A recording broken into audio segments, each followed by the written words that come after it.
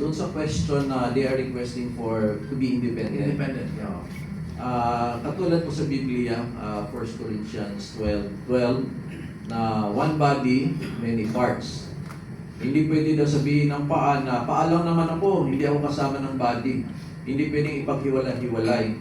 Katulad lang po yan ng ating mga system. Meron tayong tinatawag na respiratory system, gastrointestinal system, meron ding immune system. Ang aking paningin po dito sa Supreme Court, ito po yung ating immune system. Kung walang immune system, bigla tayong lahat magkakasakit. Katulad lang po yan ng pasyenteng may AIDS. Pag may AIDS ang isang tao, wala na pong immune system yan, babagsak ang resistensya, mamamatay na rin. Ngayon, pag sinabi mong i-separate yung immune system, which is the Supreme Court, hahayaan na lang natin yung ibang parts ng body magtrabaho. Ibig sabihin, masisira yung ating bansa. So, ano na po yan, designed na po yan na makikialam talaga ang Supreme Court at hindi pwedeng hindi siya makialam. And actually, sa aking pong paningin, sila lang po yung matinong sangay ng gobyerno. So, tayo po'y nagpapasalamat sa inyong prinsipyo at sana po'y pagproteksyonan, patuloy niyong proteksyonan po ang mamamayang Pilipino Supreme Court. Salamat po. Thank you, Dr. Mata. As early as parang I think February last year, I was already telling people that we're seeing signs of consolidation of power, di ba? Which is really dangerous for a democratic country. Imagine mo mag-consolidate yung power, for example, ng Senate, tapos Senate at saka House. So that's the full Congress already. Tapos ngayon, makikipag-sync pa sila, in chorus sila with the executive. So dapat, para magkaroon ng checks and balances, dapat magkaroon talaga na, na yung Supreme Court tatayo kung anong tama. Para naman tama yung magiging accountability. Otherwise, talo tayong lahat. Hindi naman ibig sabihin na may mga representatives tayo in Congress and they're saying that they actually represent the voice of the people, but the people are actually, what the people are saying is, no, you don't represent us. You're representing your political affiliation, your political leaning, or you're just after your parang political survival. So they don't really represent kung anong gusto ng tao. Kaya nga hindi umuusad yung lahat ng ginagawa nila kasi alam ng tao kung sino yung nagsasabi ng totoo at alam din ng tao kung sino ang totoong kalaban ng demokrasya at ng bayan natin. Okay? So, yun po yun. Now, the question, what I have in mind is that kasi lagi ko naririnig na dinudugtong nila dito na sabi daw parang may overreach on the side of the Supreme Court. That's why may mga panawagan as early as now for charter change, di ba? Nababaguhin yung Constitution ngayon. Ano po kaya yung intention? Bakit nila nino-float itong charter change ngayon? Ano nila bino? Well, ako ay very, very active advocate for charter change. 40 years ko na po ito. For 40 years na po ako nakikipaglaban dito.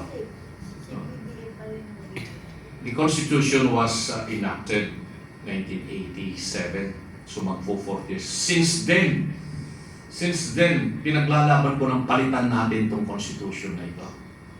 Kasi darating doon sa punto na ganito ang mangyayari. And I don't want to say na ako ay prophetic or what, pero talagang nakita ko na ganito ang mangyayari kasi basahin mo talaga yung Constitution na yan. Yung sistema at istruktura ng ating pamahalaan ay hindi naaayon para sa interes ng karamihang mamamayang Pilipino. Kung hindi, rinoproteksyonan at binibigyan ng malayang karapatan lamang ang mga mayayabang mga tao. Maging sila man ay Pilipino o dayuhan, ay sila ang makikinabang dito sa konstitusyon.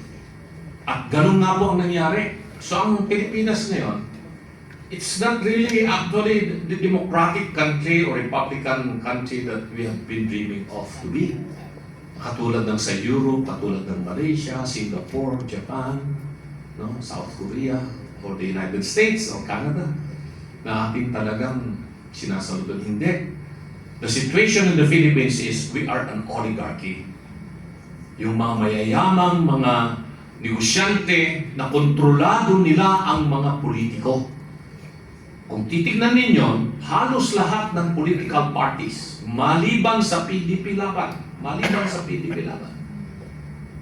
ay kontrolado ng mga negosyanteng mayayaman na sila ang nagpapatakbo ng mga partido na ito. So kung anong sasabihin nitong mga mayayaman nito, susunod yung kanilang mga kalyadong mga politiko, lalong-lalo na sa Kongreso at sa Senado. Kaya kung magkakaroon man ng pagbabago ang saligang batas, hindi lamang baguhin itong provision tungkol dito sa impeachment na gustong yun ang panukalang naririnig ko na pinapahayag ng ilang senador na biglang nagbago yung kanilang pananaw sa issue ng charter change para lang sa impeachment. Ay hindi po sa akin kung magtutuloy-tuloy man itong charter change na ito. Malawakang pagbabago ng saligang batas sa sistema, estruktura at forma ng gobyerno at ibalik ang kapangyarihang totoo sa taong bayan. Pabor po ako dyan kung talagang tunay ang pagbabago. At mangyayari lamang po yan kung magiging constitutional convention. Sa pamamagitan ng constitutional convention na hindi itong mga senador at congressmen na nakaupo ang siyang magbabago ng saligang batas. Kung hindi, magpasa sila ng batas, tawagin ang constitutional convention, kung ilan man yung mga delegado na iaharang sa bawat probinsya, ay yun po ang mangyayari. Papayag po ako sa ganon. Dahil nakikita ko na kung hindi natin gagawin ito, magkakawindang-windang ang Pilipinas sa mga susunod na panahon. Sa lalong madaling panahon ay dapat iwasan natin ito.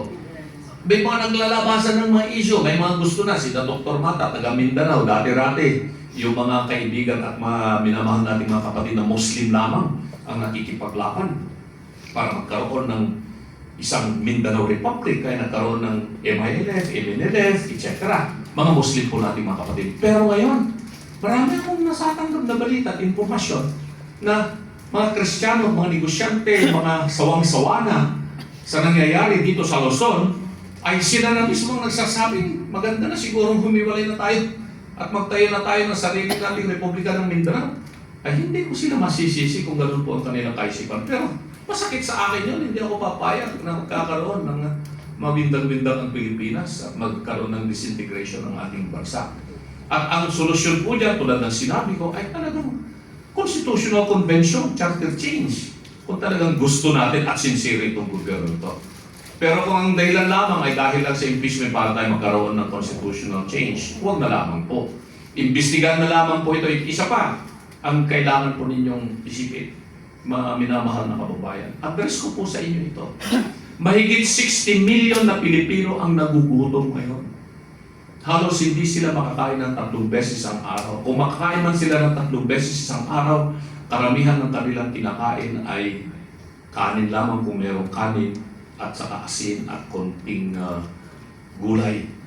O kung hindi, noodles na lamang. Pero mahigit 60 million nakakaranas ng gutom. Wala na rin mga negosyante ang gusto mag-expand sa Pilipinas. Mga lokal na negosyante na nandito, ayaw nilang mag-expand. Takot na silang mag-invest. Yung mga foreigners, ayaw na nilang magpunta rito. Dahil mayroong political instability. Hindi na nila alam yung long term na mangyayari sa Pilipinas. Ang dami kong kausap. Sabi nga nila, paano ka magninegosyo dyan sa Pilipinas? Hindi lamang issue mataas ang inyong kuryente, yung problema yung mga pasahod sa mga tao, kulang kayo sa mga inhinyero, mga skilled, mga scientist. Pero ang problema ngayon ay itong mismong pamahalaan ninyo. Saan ka ba nakakita ng bansa na yung dalawang pinakamataas na pangulo ay naharap ngayon sa impeachment? Pilipinas lamang. With this political instability, no businessman in his right mind will come to the country and put his capital and gamble his money kasi of the uncertainty, hindi niya alam ang mangyayari dito sa Pilipinas. So yun po ang sitwasyon. Charter change, okay ako. Basta constitutional convention, papayag po ako. Alright, maraming salamat po. You know,